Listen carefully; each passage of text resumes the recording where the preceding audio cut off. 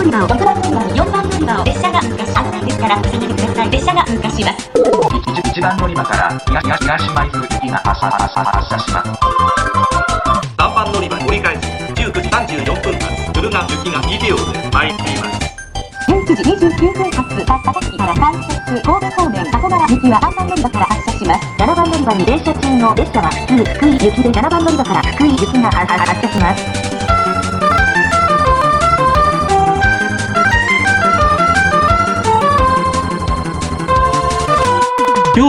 京都です。お忘れ物のないように6番乗り場に2番乗り場に到着の電車は当駅止まりです。6番乗り場に停車中の列車は新幹線大西大津行きです。1番乗り場に新快速姫路行きが参ります。危ないですから黄色いブロックもお下がりください。